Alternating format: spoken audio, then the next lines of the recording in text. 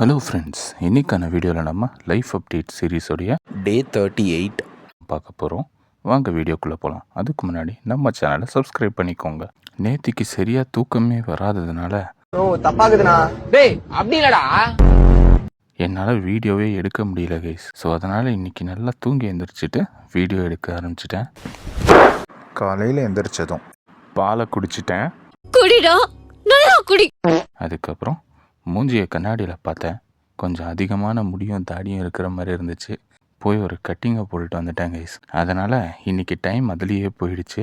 Work அவுட்டே பண்ண முடியல guys.